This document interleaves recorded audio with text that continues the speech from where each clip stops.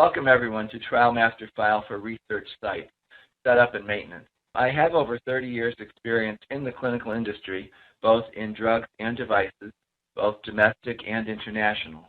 I have set up and audited Trial Master files at sites for many years and have seen good working files and terrible documentation practices as well. I often conduct Trial Master file audits at sites for sponsor companies today before any FDA inspection. We hope to improve on this important documentation with aspects that you learn in today's webinar, as the FDA or other regulatory authority is extremely interested in how you comply with their regulations. This documentation in the Trial Master file is the support for that cause.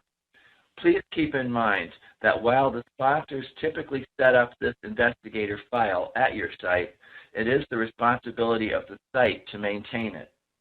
The monitor should review the file during the course of the study and assist in keeping it organized by requesting the site to add documents or move documents around into logical places in this file.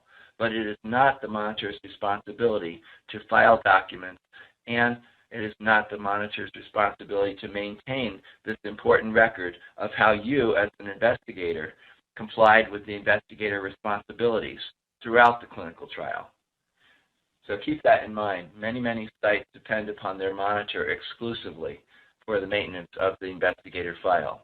While they will help you, it's not their job.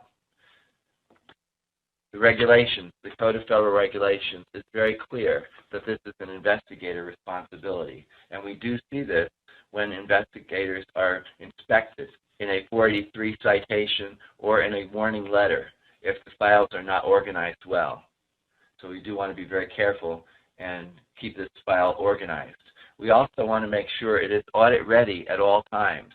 Under the current administration, the FDA may actually come to your site while the study is still in progress. In years ago, the FDA tended to only inspect sites when the NDA or PMA was being reviewed by the agency. That is no longer the case. There may be inspections during that review cycle, but it's also possible and more likely today that you might get inspected while the study is still happening, while your personnel are still there, while the drug or device is still in your possession. So audit ready has taken on a more immediate perspective in today's environment. We're going to be looking first of all at the slides that you have in front of you. There are also a number of handouts that you've been provided. I will be flashing the cover sheet of most of those up, or all of those, on the screen for you. These are for reference material after the call. There's no need to have those available in front of you while we're talking today. But they're important references for you. They provide a lot of additional information to you, and so I would encourage you to be looking at those after the session. Then let's look at our course content. We're going to be starting here with the changing regulatory climate that we're facing, given the fact that most clinical trials today are global, and so we have a huge international influence coming in as well. It may not just be the FDA that could come to inspect your Trial Master file. It might be a regulatory authority from a foreign country. That would be because your data that you're generating on the clinical study would be utilized in an application for market approval in one of their countries. Keep in mind the sponsor does not have any of the source records. So therefore, a regulatory authority coming to your site would primarily be interested in how you conducted the study, which is detailed in your Trial Master file, and also the source records that you have to support the case report form entries.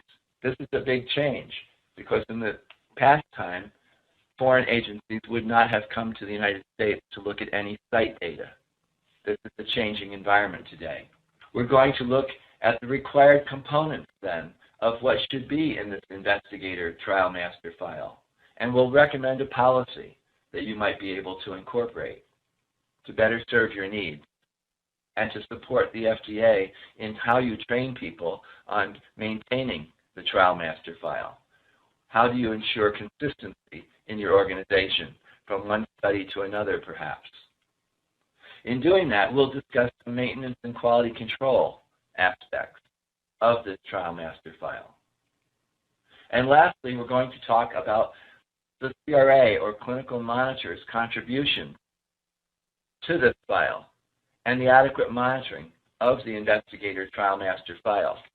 If you're working in that investigator-initiated format, you may be serving as a CRA or a monitor yourselves for those investigator-initiated studies.